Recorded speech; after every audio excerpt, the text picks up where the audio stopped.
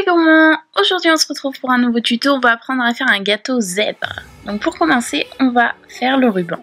Pour cela il vous faut de la pâte à sucre, un petit rouleau anti-adhésif, 2 emporte-pièces, une roulette design et ce petit ustensile qui permet de faire des bandes de même largeur. Vous pouvez le faire au couteau, ça marche aussi bien si vous n'avez pas cet ustensile. On y va, on étale sa pâte à sucre. Donc préférez soit de la gomme paste, soit de la pâte à sucre dans laquelle vous aurez mis de la CMC pour qu'elle durcisse plus vite et qu'elle ne colle pas à votre plan de travail. Donc on va découper des bandes de même largeur et avec la roulette design on va faire un effet couture. Ensuite vous allez replier ces bandes de façon à former une boucle et couper en biseau au bout. Si vous voyez que votre pâte à sucre ne tient pas correctement toute seule, vous enroulez un petit sopalin que vous glissez à l'intérieur de votre boucle pour ne pas que les côtés se touchent. Et on laisse sécher ça 3 ou 4 heures environ. Une fois que c'est sec, ça donne ça. Donc vous avez en porte-pied ces 2 ronds, donc un plus gros et un autre plus petit. Donc plus vous choisirez un rond gros et plus vous mettrez de boucles et plus votre nœud sera gros. Donc vous allez légèrement humidifier votre rond. Et ensuite, tout autour du rond, on va placer les boucles.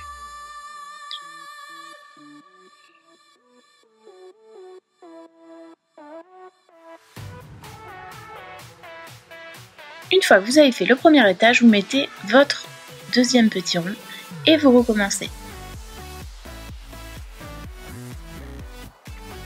Après, 2 choix s'offrent à vous, soit vous mettez une autre boucle au milieu, soit vous mettez une petite boule pour faire un autre effet. Voilà, comme ceci. Moi, je préfère mettre la boucle, je trouve que ça finit mieux le ruban. Et voilà. Ensuite, on va faire les rayures zébrées.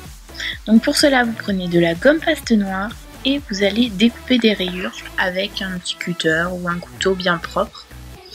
Donc vous ne les faites pas toutes pareilles, vous faites des petites vagues, certaines doubles, certaines simples, des plus petites, des plus larges, il faut qu'il y en ait vraiment de toutes les tailles. Ensuite vous allez légèrement encoller et poser sur votre pâte à sucre. Alors attention, comme c'est de la pâte à sucre noire sur de la pâte à sucre blanche, une fois que les rayures sont posées, on ne peut pas les retirer, sinon vous allez avoir des grosses traces noires sur votre gâteau. Et on le fait tout autour de son gâteau.